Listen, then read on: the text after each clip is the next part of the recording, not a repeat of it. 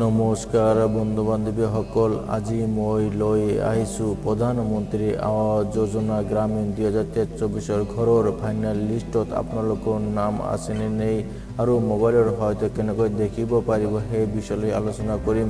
যদি মোৰ চেনেলত প্ৰথমবাৰ ভিডিঅ' চাই আছে, লাইক আৰু ছাবস্ক্ৰাইব কৰা নাই, তেনেহ'লে লাইক আৰু ছাবস্ক্ৰাইব কৰি অল নটিফিকেশ্যনটো অন ৰাখি নতুন নতুন ভিডিঅ' পাই থাকিবলৈ তেনেতে বলক আজিৰ ভিডিঅ' আৰম্ভ কৰোঁ।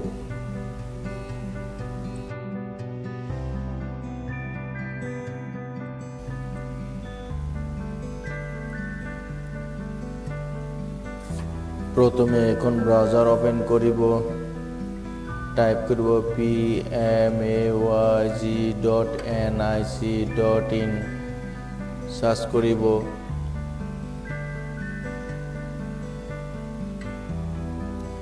pmayg.nic ক্লিক কৰিব।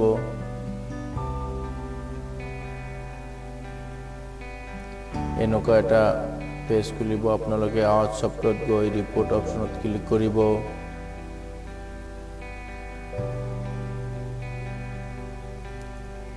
এতিয়া আপোনালোকে সোশিয়াল অডিট ৰিপোৰ্ট নিচত আছে, বেনিফিচিয়াৰী ডিটেইলছ ফৰ ভেৰিফিকেশ্যনত ক্লিক কৰিব।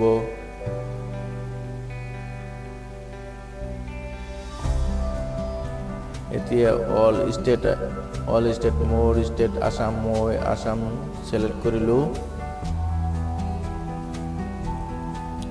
নেক্সট জিলা, মোৰ জিলা ধুবুৰী, মই ধুবুৰী সিলেক্ট কৰিলোঁ। নেক্সট ব্লক, মোৰ ব্লক দেৱীতলা, মই দেৱীতলা সিলেক্ট কৰিলোঁ।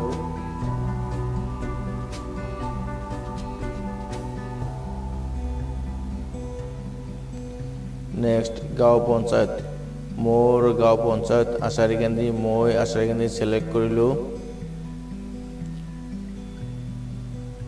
নেক্সট ইয়াৰ 2023-24 সিলেকশ্যন কৰিব।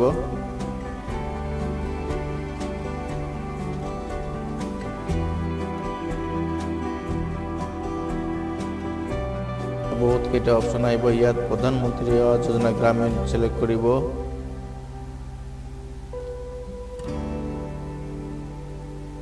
পিছত কেপচা ফিল আপ কৰিব, ফিল আপ কৰি সাবমিট অপশ্যনত ক্লিক কৰিব।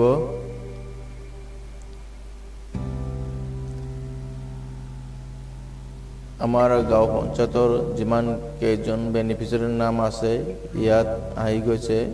আপোনালোকে স্ক্ৰল ডাউন কৰি দেখিব পাৰিব আপোনালোকৰ নাম ইয়াত আছে নে নাই। স্ক্ৰল ডাউন কৰক আৰু আপোনালোকে যদি লিষ্টখন বিচাৰে তেনেহ'লে PDF ফাইলখন ডাউনলোড কৰি ল'ব।